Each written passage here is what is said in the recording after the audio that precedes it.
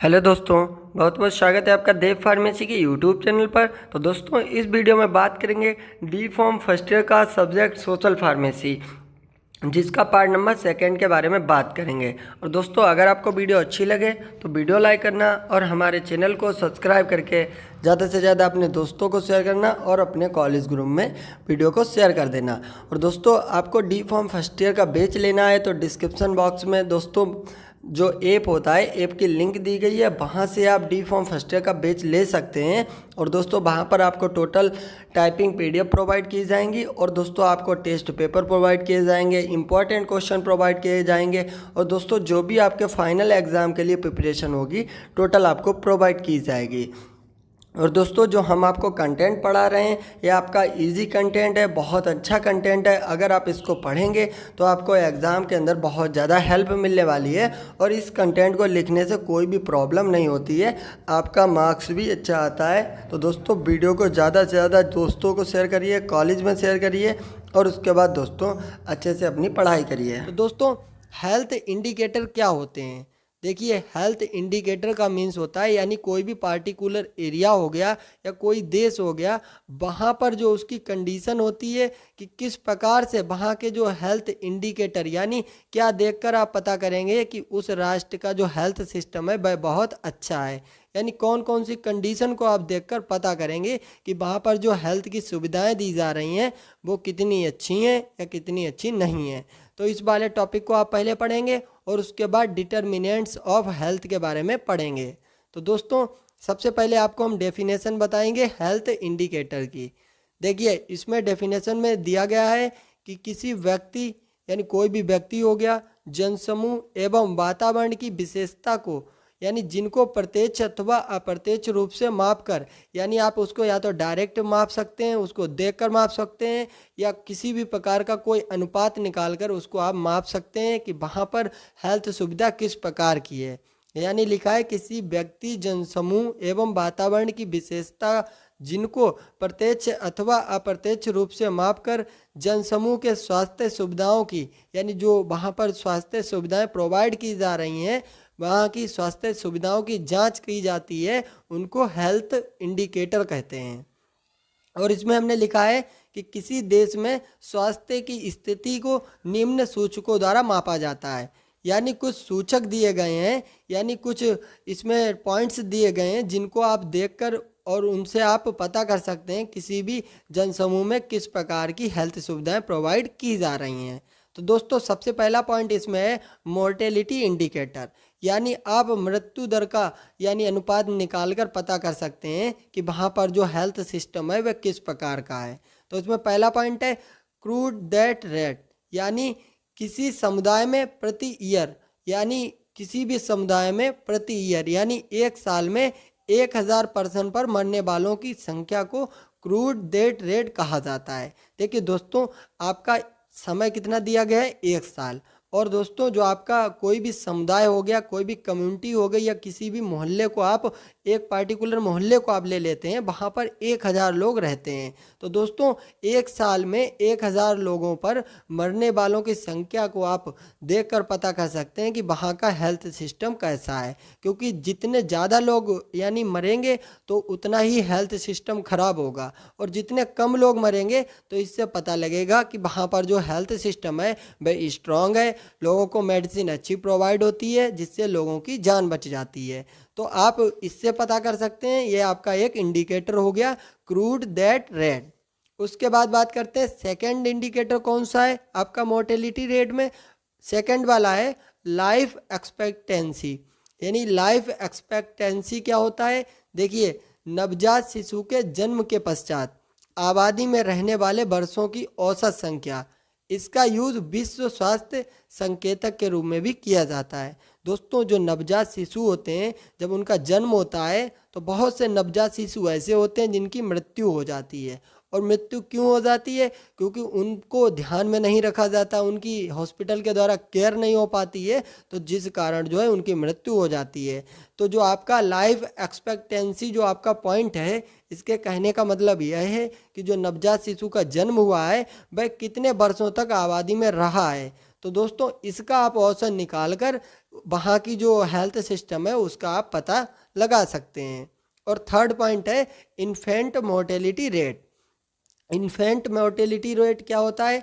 देखिए, एक वर्ष में होने वाले नवजन्मे बच्चों की मृत्यु एवं जीवित बच्चों की संख्या का अनुपात। यानी एक वर्ष आपका टाइम है, उसमें जो नवजन्मे बच्चे यानी जिनका जन्म नया हुआ है, जो बच्चे होते हैं जिनका जन्म होता है, उनकी कितनी मृत्यु हो गई है एक साल में किसी पार्टिकुलर एरिया में, और उसके बाद जीवित बच्चे कितने हैं, यानी कितने लोगों की मृत्यु हो गई है और कितने लोग जीवित हैं, इनके अनुपात को कहा जाता है इन्फेंट मोर्टेलिटी रेट। तो दोस्तों, पहला पॉइंट आपका था मोर्टेलिटी इंडिकेटर। तो मोर्टेलिटी इंडिकेटर में हमने क्रूड डेथ रेट के बारे में बात की और लाइफ एक्सपेक्टेंसी के बारे में बात की, इन्फेंट मोर्टेलिटी के बारे में बात की। और उसके बाद फिर आपका आता है point number second. Point number second है मैटरनल मोर्टेलिटी रेट। यानी मैटरनल मोर्टेलिटी रेट क्या होता है? देखिए, प्रजनन काल के दौरान मृत्यु, यानी जो प्रजनन काल होता है जब कोई माता अपने बच्चे को जन्म देती है, उसके दौरान जो यानी कोई माँ है वह अपने बच्चे को जन्म दे दिया, उसके बाद उसकी मौत हो गई। तो दोस्तों, प्रजनन काल के दौरान यानी मृत वुमेन की संख्या का अनुपात मैटरनल, जो आपका मैटरनल मोर्टेलिटी रेट कहलाता है। उसके बाद पॉइंट नंबर थर्ड है प्रोपोर्शनल मोर्टेलिटी रेट, जिसको हिंदी में कहते हैं अनुपातिक मृत्यु दर। यानी यह हाल ही में सभी मृत्यु का अनुपात होता है। यानी दोस्तों, जो अभी प्रीवियस में हाल ही में बहुत जल्द जिन लोगों की मृत्यु हुई होती है, उनकी मृत्यु का अनुपात होता है। यह किसी समुदाय में फैली बीमारियों का आकलन करने का उपयुक्त सूचक होता है। देखिए, इसका कहने का मतलब है कि कोई भी समुदाय हो गया, कोई भी कम्युनिटी हो गया, कोई भी मोहल्ला हो गया, तो दोस्तों वहाँ पर अगर ज़्यादा लोगों की मृत्यु होगी तो जिससे पता लग जाएगा कि यहाँ पर कोई बीमारी फैली हुई है जिससे लोगों की मृत्यु हो रही है।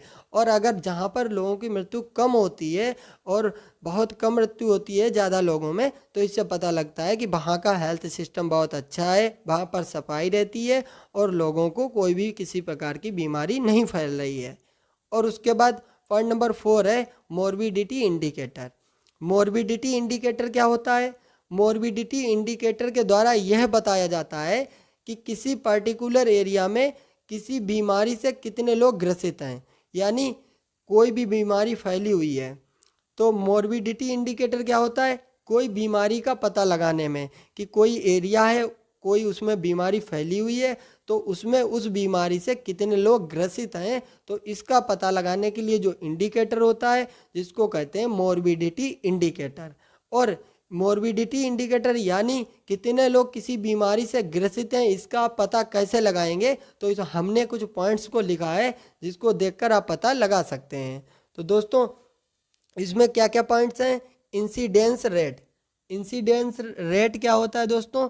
देखिए, किसी पार्टिकुलर टाइम में किसी एरिया में एक बीमारी से कितने नए पेशेंट मिले, यानी आप हॉस्पिटल में जो रजिस्टर होता है गवर्नमेंट वाला रजिस्टर, उसको आप चेक कर कर पता कर सकते हैं कि किसी भी पार्टिकुलर एरिया में एक बीमारी से कितने नए पेशेंट मिले, क्योंकि उनका रिकॉर्ड वहाँ होता है। तो पहला पॉइंट है इंसिडेंट रेट। फिर बात करते हैं पॉइंट नंबर सेकंड की, नोटिस रेट। फिर नोटिस रेट आपका क्या होता है? किसी एक पार्टिकुलर एरिया में, यानी कोई भी पार्टिकुलर एरिया है, वहाँ पर बीमारी के कितने नोटिफिकेशन मिले हैं। जैसे आपने देखा था कोरोना काल में जो आरोग्य सेतु ऐप बना था, उसमें जो पेशेंट होता था उस यानी उसका नोटिफिकेशन जो होता है वह अधिकारियों को प्राप्त हो जाता था। तो उसी प्रकार से आप नोटिस रेट का पता करके आप उसको चेक करके पता कर सकते हैं कि किसी भी एरिया में कितने लोग कोई बीमारी से ग्रसित हैं, तो इससे आप पता कर सकते हैं। और पॉइंट नंबर इसमें सेकंड है, यानी ओपीडी अटेंडेंस जो आपका रेट होता है। एक पार्टिकुलर बीमारी से ग्रसित मरीज कितने ओपीडी में आए और कितने डिस्चार्ज हुए। यानी दोस्तों, जो पेशेंट नए पेशेंट यानी हॉस्पिटल के अंदर आते हैं और उसके बाद जिनको पहले से ही एडमिट किया गया है, तो इससे आप पता करेंगे कि कितने पेशेंट सही हो चुके हैं, जिससे आप पता कर लेंगे कि किसी देश में जो आपका हेल्थ सिस्टम है वह कितना स्ट्रांग है। यानी हेल्थ सिस्टम अगर स्ट्रांग होगा तो वहाँ से पेशेंट जल्दी ठीक होकर अपने घर पहुँच जाएगा, और अगर हेल्थ सिस्टम अच्छा नहीं होगा, वहाँ पर अच्छी मेडिसिन प्रोवाइड नहीं की जा रही होगी, तो दोस्तों वह अपने घर जाने में बहुत ज़्यादा टाइम लगाएगा। उसके बाद पॉइंट नंबर 5 है डिसेबिलिटी रेट। डिसेबिलिटी रेट क्या होता है?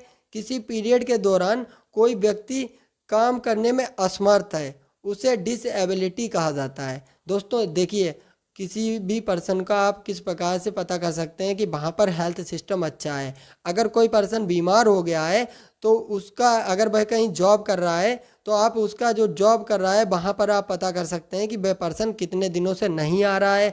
तो इससे भी पता लगता है कि दोस्तों वह कितने दिनों में ठीक हो पाया है, जिससे उसका क्लियर डाटा पता लग जाता है। और उसके बाद हेल्थ केयर इंडिकेटर। कुछ हेल्थ केयर इंडिकेटर भी होते हैं, जैसे डॉक्टर, यानी पॉपुलेशन के रेशियो पर आपका डॉक्टर भी होना ज़रूरी होता है।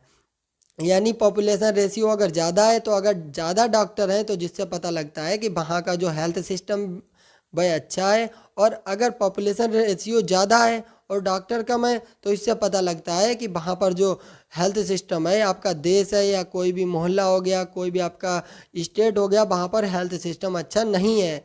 और नर्स का रेशियो, डॉक्टर का रेशियो वह भी अच्छा होना चाहिए। और उसके बाद पॉपुलेशन और हॉस्पिटल बेड रेशियो, यानी पॉपुलेशन जहाँ पर ज़्यादा है और अगर हॉस्पिटल बेड रेशियो कम है, यानी हॉस्पिटल में बेड की संख्या कम है, जो हॉस्पिटल तैयार किए गए हैं उनमें बहुत कम बेड हैं, तो इससे भी पता लगता है कि वहाँ का हेल्थ सिस्टम अच्छा नहीं है, वहाँ पर अच्छी मेडिसिन प्रोवाइड नहीं की जाती है। तो दोस्तों इस प्रकार से कुछ हेल्थ इंडिकेटर थे जिसके द्वारा किसी भी आप कंट्री की हेल्थ सिस्टम के बारे में पता कर सकते हैं। दोस्तों जो हेल्थ की जनगणना होती है उससे पता लगाया जाता है। यही सब आपके पॉइंट्स होते हैं, इन्हीं के द्वारा पता लगाया जाता है कि किसी भी आपके कम्युनिटी में और किसी भी प्रकार के आपके स्टेट में और आपके देश में कि हेल्थ सिस्टम कैसा है, इन पॉइंट्स के द्वारा पता लगाया जाता है। और उसके बाद आपका एक पॉइंट है आपका डिटर्मिनेंट्स ऑफ हेल्थ, यानी आपके हेल्थ के डिटर्मिनेंट्स क्या होते हैं, सूचक क्या होते हैं, इनके बारे में बात करना है। तो दोस्तों अगर वीडियो अच्छी लगे तो वीडियो को लाइक कर देना और हमारे चैनल को सब्सक्राइब करके ज़्यादा से ज़्यादा अपने दोस्तों को भी शेयर कर देना। तो दोस्तों ये वाली फेस वीडियो नहीं बन पाई, कोई प्रॉब्लम के कारण ये फेस वीडियो नहीं बन पाई, तो हमने इस प्रकार से आपकी वीडियो कंप्लीट करेंगे और आपके जो टॉपिक हैं उनको हम बहुत अच्छे से कवर करेंगे। तो दोस्तों अगर वीडियो अच्छी लगती हो तो अपने कॉलेज ग्रुप में वीडियो को शेयर कर दीजिए और अपने दोस्तों को भी वीडियो को शेयर कर दीजिए। तो बात करते हैं डिटर्मिनेंट्स ऑफ हेल्थ। आपके सिलेबस में टॉपिक है डिटर्मिनेंट्स ऑफ हेल्थ। तो वह फैक्टर जो हमारी हेल्थ पर अच्छा इफेक्ट डाल रही हो या बैड इफेक्ट डाल रही हो, यानी किसी भी प्रकार का कोई भी फैक्टर जो हमारी हेल्थ पर या तो अच्छा इफेक्ट डाल रहा हो या बुरा इफेक्ट डाल रहा हो, उनको कहा जाता है determinants of health. WHO mentioned the 12 determinants of health which are following, यानी जो WHO है इसने कुछ आपके जो डिटर्मिनेंट्स होते हैं उनको मेंशन किया है, तो जिसके बारे में बात करेंगे। तो दोस्तों इसमें बहुत से पॉइंट्स को WHO ने मेंशन किया है, बट जो आपके इम्पॉर्टेंट पॉइंट्स होंगे उनको ही हम थ्योरी आपको अच्छे से बताएंगे और दोस्तों इस वीडियो को समाप्त कर देंगे। तो पहला पॉइंट है इनकम एंड सोशल स्टेटस। जो आपका इनकम होता है और सोशल जो स्टेटस होता है, अगर किसी पर्सन की देखिए इनकम अगर ज़्यादा अच्छी होगी तो उसका जो सोशल स्टेटस होता है वह भी बहुत अच्छा होगा। और इनकम ज़्यादा अच्छी होगी तो दोस्तों कोई भी पर्सन है उसकी अगर इनकम ज़्यादा अच्छी है तो वह अच्छा खाएगा और बहुत ज़्यादा फ्रूट्स को खाएगा, जूस को पिएगा, जिससे उसका ब्रेन भी बिल्कुल हेल्दी रहेगा और उसकी बॉडी भी हेल्दी रहेगी। और अगर किसी पर्सन की इनकम बहुत कम है तो उसको अपना खर्चा पूरा करने में वह पैसे चले जाते हैं और वह अपनी हेल्थ का ध्यान नहीं रख पाता है। तो दोस्तों आपका ये बहुत डिपेंड करता है इनकम। इनकम अगर अच्छी होगी तो हेल्थ भी बहुत अच्छी होगी। ज़्यादातर ऐसा भी नहीं होता है, जिनकी इनकम ज़्यादा होती है उनकी भी कभी कभी हेल्थ अच्छी नहीं होती है।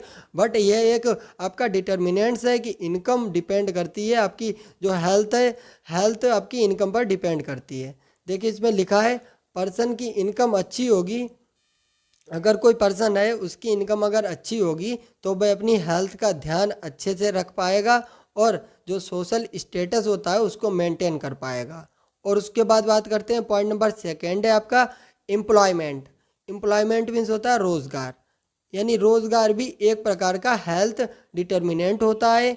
यदि पर्सन को अच्छा रोज़गार मिलता है तो वह अपना जो डिप्रेस नहीं होगा, यानी इसमें लिखा हुआ है यदि पर्सन को अच्छा रोज़गार मिलता रहेगा तो वह डिप्रेस नहीं होगा।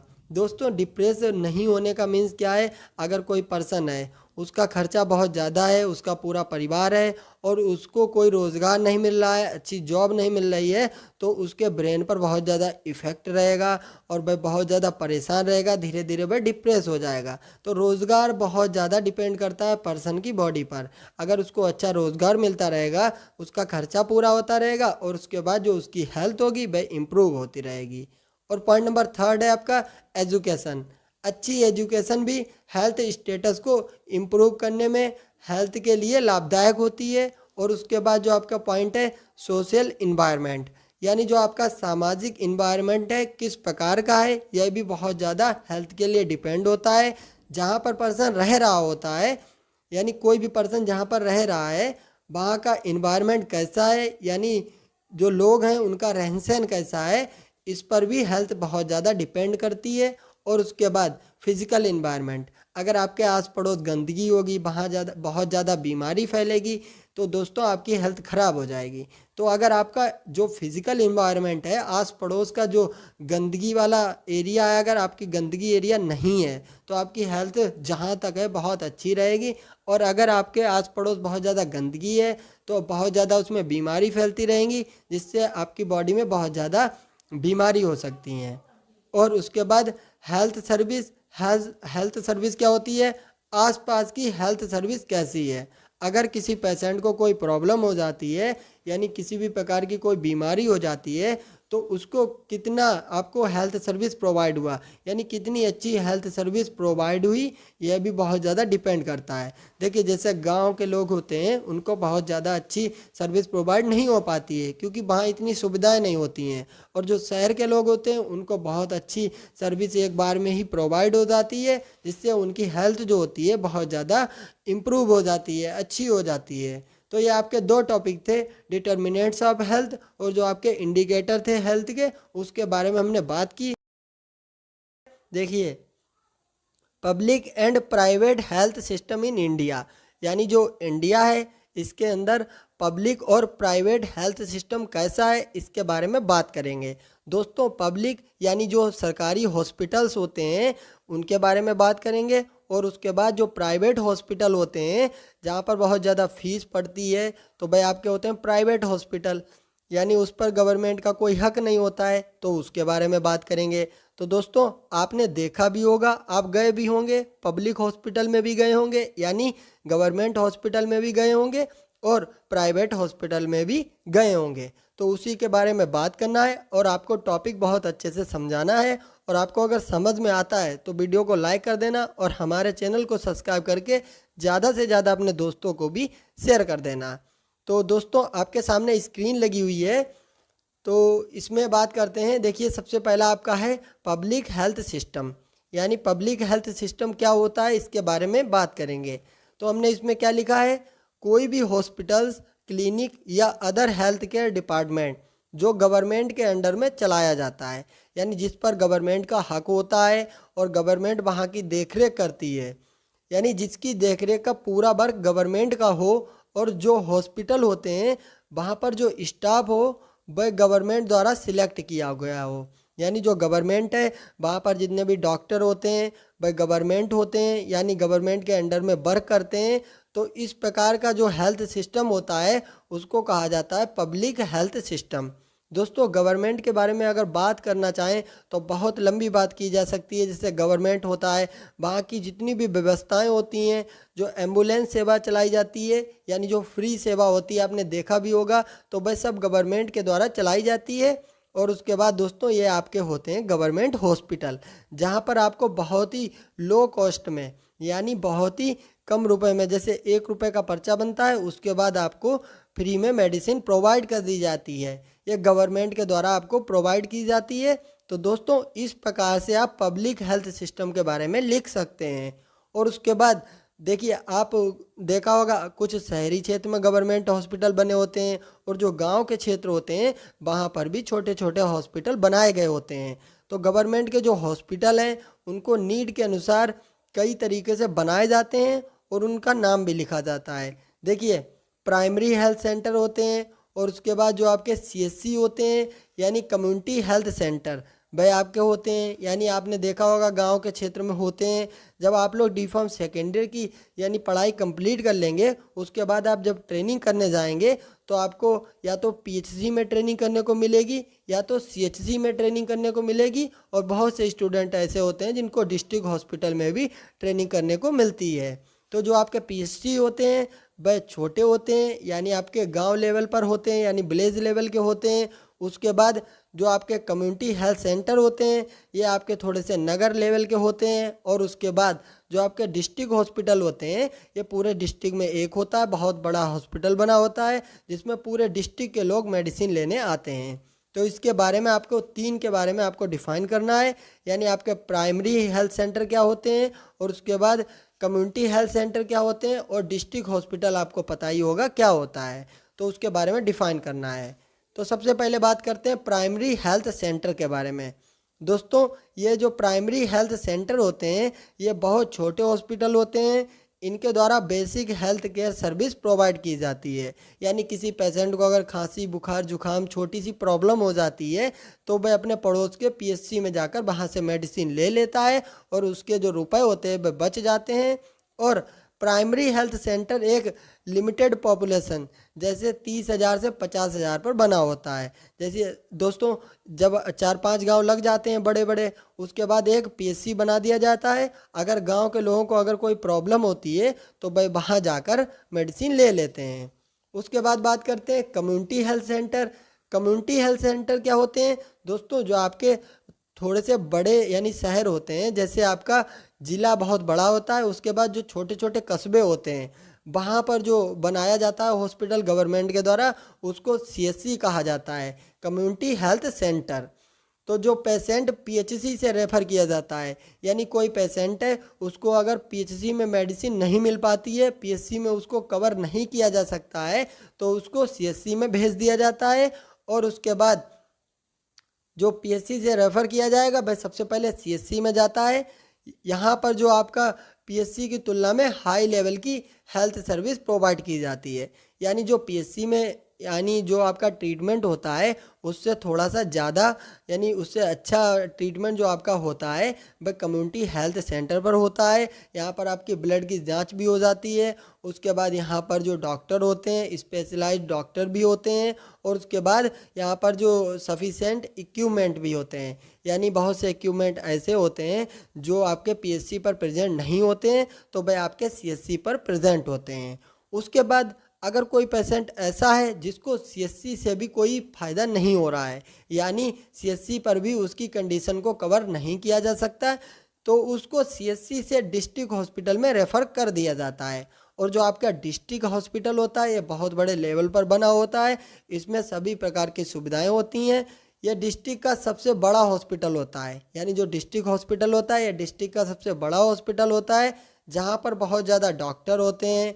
और जब सीएचसी पर भी किसी पेशेंट का इलाज ना हो पाता है तब उसको इलाज के लिए डिस्ट्रिक्ट हॉस्पिटल भेज दिया जाता है। दोस्तों जब सीएचसी पर भी पेशेंट को यानी ट्रीटमेंट नहीं मिल पाता अच्छा तो उसको डिस्ट्रिक्ट हॉस्पिटल में भेज दिया जाता है और वहाँ पर उसका ट्रीटमेंट किया जाता है।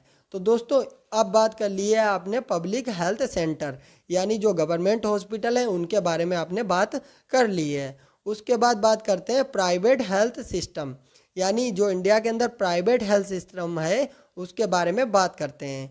तो दोस्तों प्राइवेट जो हॉस्पिटल होते हैं उनके बारे में आपको पता ही होगा। उनके बारे में क्या आपको पता है, देखिए आपको पता है कि वहाँ की जो फीस होती है वह बहुत ज़्यादा होती है। जो पुअर पीपल होते हैं वहाँ नहीं जा पाते हैं क्योंकि उनके पास इतना पैसा नहीं होता है। और जो आपका प्राइवेट हेल्थ सिस्टम होता है वहाँ पर ऐसा होता है, जो प्राइवेट हॉस्पिटल होते हैं वहाँ पर थोड़ी सी सुविधाएं ज़्यादा होती हैं और वहाँ पर जो इमरजेंसी कंडीशन होती है वह बहुत जल्दी ही पेशेंट को कवर करती है। और वहाँ जो डॉक्टर होते हैं उनको सैलरी प्राइवेट तरीके से दी जाती है तो वह वर्क भी अच्छा करते हैं। और जो गवर्नमेंट वाले हॉस्पिटल होते हैं आपने देखा ही होगा, वहाँ पर जो गवर्नमेंट हॉस्पिटल होता है वहाँ पर जो डॉक्टर होते हैं वह इतना अच्छे से वर्क नहीं करते हैं क्योंकि उनको गवर्नमेंट के द्वारा सैलरी दी जाती है तो उनको सैलरी तो मिलनी ही है चाहे वे वर्क करें या ना करें। लेकिन अब प्रेजेंट टाइम में जो गवर्नमेंट हॉस्पिटल हैं वहाँ पर भी डॉक्टर बहुत अच्छा वर्क कर रहे हैं। तो आपके प्राइवेट जो हॉस्पिटल होते हैं इसमें क्या लिखा है हमने, वह हॉस्पिटल या कोई क्लिनिक हो गया जो गवर्नमेंट के द्वारा फाउंडेड नहीं होते हैं, यानी जो गवर्नमेंट के द्वारा चलाए नहीं जाते हैं, उनको कहा जाता है private hospital, private health system कहा जाता है उनको। लोगों का मानना है कि प्राइवेट हॉस्पिटल में पब्लिक हॉस्पिटल की तुलना में अच्छा इलाज प्रोवाइड किया जाता है। दोस्तों, अगर किसी के पेशेंट की अगर ज़्यादा सीरियस कंडीशन होती है तो लोग कहते हैं चलिए प्राइवेट हॉस्पिटल में उसको लेकर चलें, गवर्नमेंट में कोई नहीं देखेगा। तो लोगों का ये मानना है। उसके बाद जो गवर्नमेंट में हॉस्पिटल में जो डॉक्टर होते हैं वह बहुत उनके पास नॉलेज होती है, लेकिन वह अगर अपना वर्क अच्छे से करें तो लोगों को बहुत ज़्यादा हेल्प मिलेगी। जो प्राइवेट हॉस्पिटल होते हैं वे इमरजेंसी कंडीशन में अच्छी फैसिलिटी प्रोवाइड करते हैं। अगर कोई इमरजेंसी कंडीशन है तो उसमें प्राइवेट जो हॉस्पिटल होते हैं वह बहुत ज़्यादा अच्छी यानी फैसिलिटी प्रोवाइड करते हैं। तो दोस्तों, इतना आपको प्राइवेट हॉस्पिटल के बारे में लिखना है, और उसके बाद जो आपके पब्लिक हॉस्पिटल हैं उनके बारे में आपको उतना डिफाइन करना है। उसके बाद हमने एक छोटा सा चार्ट बनाया है, और चार्ट में हमने क्या डिफाइन किया है, तो आपको हम नॉलेज के लिए एक चार्ट बनाए हैं और आपको बताया है। देखिए, रूरल जो होता है वह आपका जो गांव के क्षेत्र होते हैं यानी गांव वाले होते हैं उनको रूरल कहा जाता है, और जो अर्बन होते हैं वह शहरी क्षेत्र होते हैं। तो इस आपको चार्ट समझाते हैं। रूरल यानी रूरल में क्या आ जाता है, देखिए पब्लिक हॉस्पिटल जो होते हैं उनमें आपका कॉस्ट का खर्चा होता है, उस प्रकार से हमने चार्ट बनाया है। देखिए, जो पब्लिक हॉस्पिटल होते हैं उसमें हमने छोटा सा चार्ट बनाया है, इसमें आपका थोड़ा खर्चा होता है। लेकिन जो आपके गांव के क्षेत्र में जो प्राइवेट हॉस्पिटल होते हैं इसमें थोड़ा सा जो प्राइवेट हॉस्पिटल हैं गवर्नमेंट की तुलना में इनमें ज़्यादा खर्चा होता है। यानी आपका अगर पब्लिक हॉस्पिटल में हमने लिखा है 88 रुपये अगर खर्च होगा, तो उसके बाद आपका प्राइवेट हॉस्पिटल में आप यानी गांव के क्षेत्र में प्राइवेट हॉस्पिटल जो बने होते हैं अगर वहाँ पर पेशेंट को ले जाएंगे तो 340 रुपीज़ तक का आपका खर्चा आ सकता है। ऐसा हमने अनुमान लगाकर आपके लिए एक चार्ट बनाया है। और उसके बाद जो अर्बन क्षेत्र होते हैं यानी जो आपके शहरी क्षेत्र होते हैं, तो शहरी क्षेत्र में जो पब्लिक हॉस्पिटल होते हैं यानी जो गवर्नमेंट हॉस्पिटल होते हैं उनमें आपका खर्चा कितना है, लगभग 120 अगर रुपये आता है आपका पब्लिक हॉस्पिटल में, यानी गवर्नमेंट हॉस्पिटल में अगर खर्चा आता है आपका, तो आपका जो प्राइवेट हॉस्पिटल है तो 507 रुपये तक का आपका खर्चा उसमें आ सकता है प्राइवेट हॉस्पिटल में। तो इस चार्ट से आप समझ सकते हैं कि आपका जो प्राइवेट का यानी कॉस्ट कितना है, और उसके बाद पब्लिक यानी जो पब्लिक हॉस्पिटल होते हैं उनमें भी दोस्तों प्राइवेट दवाई लाई जाती है, क्योंकि डॉक्टर लिख देते हैं अगर कोई दवाई गवर्नमेंट के द्वारा अवेलेबल नहीं होती है हॉस्पिटल के अंदर तो उसको बाहर से लाना पड़ता है और अपने पेशेंट को देकर उसके बाद वह पेशेंट ठीक हो जाता है।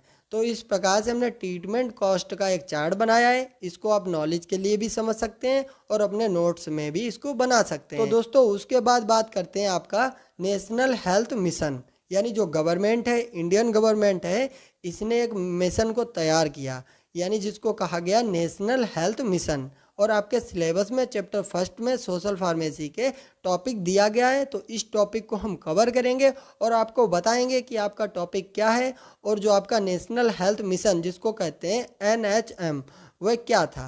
तो दोस्तों, इसमें हमने लिखा है जो नेशनल हेल्थ मिशन को दो पार्ट में बांटा गया। जो आपका नेशनल हेल्थ मिशन होता है यानी जो प्रेजेंट टाइम में नेशनल हेल्थ मिशन यानी चल रहा है और जो प्रीवियस में बनाया गया था, तो इसको दो टाइप में बांटा गया था। पहला था नेशनल रूरल हेल्थ मिशन जिसको कहते हैं शॉर्ट में NRHM, और उसके बाद जो आपका सेकंड वाला था नेशनल अर्बन हेल्थ मिशन जिनको कहते हैं NUHM। तो इन दोनों के बारे में बात करेंगे कि NRHM क्या था और NURM क्या था। तो दोस्तों, जो आपका NRHM है वह आपका किस लिए बनाया गया, वह आपके विलेज के जो विलेज होते हैं यानी इंडिया के अंदर ज़्यादातर क्षेत्र जो होते हैं वे विलेज हैं यानी गांव हैं, तो उनके लिए ये वर्क करता है आपका। और उसके बाद जो आपका NUHM है वह आपका शहरी क्षेत्र में वर्क करता है। तो सबसे पहले बात करेंगे NRHM जो गांव वाले क्षेत्र में वर्क करते हैं, जो संस्थाएं बनाई जाती हैं, गवर्नमेंट जो हॉस्पिटल बनाए जाते हैं वह आपके यानी NRHM में वर्क करते हैं। तो उसके बारे में बात करेंगे। यह जो मिशन था वह आपका 12 अप्रैल यानी 2005 में तैयार किया गया था, यानी आपका 12 अप्रैल 2005 में लॉन्च किया गया था। किसके लिए, आपके गांव के क्षेत्र के लिए। ये देश में रूरल क्षेत्रों में अच्छी हेल्थ केयर सर्विस प्रोवाइड करने के लिए बनाया गया था। यानी 2005 में इसको बनाया गया और इसका उद्देश्य क्या था, जो गांव के क्षेत्र हैं उनमें हेल्थ केयर सुविधाएं जो हैं वह अच्छे से प्रोवाइड करना। यानी गांव के क्षेत्र में इतनी हेल्थ केयर सुविधाएं पहले प्रोवाइड नहीं की जाती थी, तो इसलिए इस मिशन को बनाया गया कि जो गांव के क्षेत्र हैं उनको अच्छी सुविधाएं प्राप्त हो सकें, वहाँ जो गरीब लोग रहते हैं उनको बहुत ज़्यादा हेल्प मिल सकें। तो इसलिए इसको बनाया गया और इस मिशन का लगभग जो आपके 18 स्टेट हैं यानी 18 स्टेट हैं उस पर इस मिशन ने फोकस किया। किस पर फोकस किया, जो आपके यानी भारत के अंदर बहुत से स्टेट्स हैं, लेकिन जो आपके 18 स्टेट हैं उन पर इसने बहुत ज़्यादा फोकस किया, जिसमें हमने लिखा है आपका उत्तर प्रदेश हो गया, मध्य प्रदेश हो गया, बिहार, असम हो गया, मणिपुर हो गया, राजस्थान, नागालैंड और जो त्रिपुरा है और आपका हो गया हिमाचल प्रदेश। तो जो इन स्टेट पर इसने बहुत ज़्यादा फोकस किया। और इसके बाद इसका एम क्या था, यानी इसका क्या क्या उद्देश्य था कि ये जो आपका मिशन बनाया गया इसका वर्क क्या क्या होगा। तो पहला पॉइंट है विलेज में उच्च क्वालिटी की सुविधा प्रोवाइड करना। दोस्तों जो विलेज होते हैं उनमें इतनी उच्च क्वालिटी की सुविधा प्रोवाइड नहीं होती है। पर्सन को अगर कोई बीमारी हो जाती है तो उसको बहुत ज़्यादा हेल्प नहीं मिल पाती है। तो इस जो मिशन को तैयार किया गया था 2005 में, तो इसका उद्देश्य था कि लोगों को अच्छी सुविधा प्रोवाइड करना और विलेज में डॉक्टर्स फार्मासिस्ट की संख्या को बढ़ाना। जो विलेज वाले क्षेत्र होते हैं वहाँ पर डॉक्टर की कमी होती है, फार्मासिस्ट की कमी होती है, इसलिए इस मिशन का उद्देश्य था कि विलेज में डॉक्टर की संख्या को बढ़ाना और फार्मासिस्ट की संख्या को बढ़ाना। फिर पॉइंट नंबर 3 है ग्राम पंचायत में आशाओं को रखना। दोस्तों आपने सुना होगा कि प्रत्येक ग्राम पंचायत में बहुत सी आशाएं होती हैं। और आशाएं क्या होती हैं, देखिए आशाएं होती हैं भाई हेल्प करती हैं किसी पेशेंट को हॉस्पिटल तक ले जाने में, और पेशेंट का जो भी डाटा होता है यानी जो भी उसकी डिसीज़ होती है उसकी इंफॉर्मेशन डॉक्टर को देती हैं। भाई इतना बर करती हैं। अगर कोई प्रेग्नेंट वूमेन है तो उसकी भी बहुत ज़्यादा हेल्प करती हैं आशा जो होती हैं। तो इसलिए ग्राम पंचायत में आशा की संख्या को रखना यानी संख्या बढ़ाना और आशाओं को रखना। पहले आशाएं नहीं रखी जाती थी, लेकिन 2005 के बाद दोस्तों प्रत्येक गांव में आशा रखना स्टार्ट हो गया और उसके बाद प्रत्येक विलेज में एक हेल्थ केयर सेंटर बनाया जाए। इसका मिशन था जो विलेज होते हैं उनके अंदर एक हेल्थ केयर सेंटर बनाया जाए, यानी PHC बनाया जाए या छोटा सा सेंटर बनाया जाए जहां जो गांव के लोग हैं उनको बहुत ज़्यादा हेल्प मिल सके। और इसका गोल क्या था, यानी इसको क्या ठीक करना है, इस मिशन का गोल है क्या, टारगेट क्या है। तो इसका टारगेट है मोर्टेलिटी रेट यानी बच्चों की मृत्यु दर को कम करना। यानी जो गांव के क्षेत्र में बच्चों की मृत्यु ज़्यादा हो जाती है, जैसे पोलियो के कारण हो जाती है या और कोई डिसीज़ हो जाती है, निमोनिया के कारण हो जाती है, तो दोस्तों जो बच्चों की मृत्यु दर है उसको कम करना इसका एक टारगेट है, इसका एक गोल है। और उसके बाद पॉइंट नंबर 2 है मैटरनल मोर्टेलिटी रेट, यानी जो माताओं की मृत्यु हो जाती है यानी किसी बच्चे को जन्म देते टाइम या कोई बीमारी के कारण माताओं की मृत्यु हो जाती है तो उनके रेट को कम करना इसका एक टारगेट था, इसका एक गोल था। तो ये आपका गांव के क्षेत्र में वर्क करता था। उसके बाद जो गांव के क्षेत्र में ये लगातार वर्क करता रहा, फिर जो गवर्नमेंट है उसने सोचा कि अब इसको आप शहरी क्षेत्र में भी लेकर जाइए, क्योंकि शहरी क्षेत्र में सभी लोग अमीर थोड़ी ना होते हैं।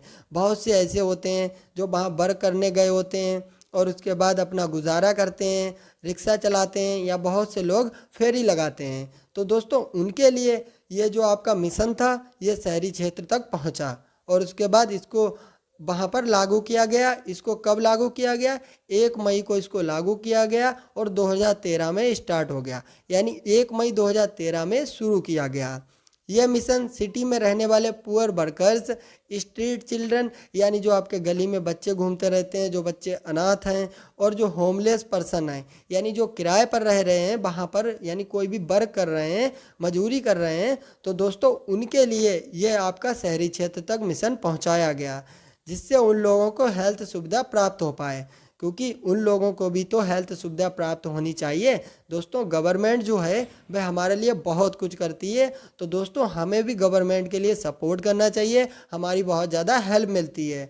बहुत सी डिसीज़ ऐसी होती हैं जिनका इलाज कराएं अगर आप, तो उसमें बहुत ज़्यादा पैसे का खर्चा होता है, लेकिन जो गवर्नमेंट हॉस्पिटल बनाए गए हैं, कभी कभी जो गरीब पर्सन होते हैं उनको दोस्तों बहुत ज़्यादा हेल्प मिलती है। जो आपके गवर्नमेंट हॉस्पिटल बनाए गए हैं यहाँ उनको बहुत ज़्यादा हेल्प मिलती है। और इसका गोल क्या था? सिटी में रहने वाले गरीब लोगों के स्टेटस को बदलना, यानी जो सिटी में गरीब लोग रह रहे हैं उनके स्टेटस को बदलना, और उसके बाद गरीब लोगों को हेल्थ सुविधा प्रोवाइड करना। जो गरीब लोग हैं उनको हेल्थ सुविधा प्रोवाइड होए, और उसके बाद उन तक दवाओं एंड अदर फैसिलिटी को पहुंचाना, यानी दवाओं का मीन्स मेडिसिन को पहुंचाना, और जितनी भी फैसिलिटी हैं जो कैंप लगाए जाते हैं उनको वहां तक पहुंचाना। तो दोस्तों इतना आपका टॉपिक हमने कवर किया। अगर आपको मेरी वीडियो अच्छी लगी हो तो वीडियो को लाइक कर देना, और हमारे चैनल को सब्सक्राइब करके ज़्यादा से ज़्यादा अपने दोस्तों को भी शेयर कर देना।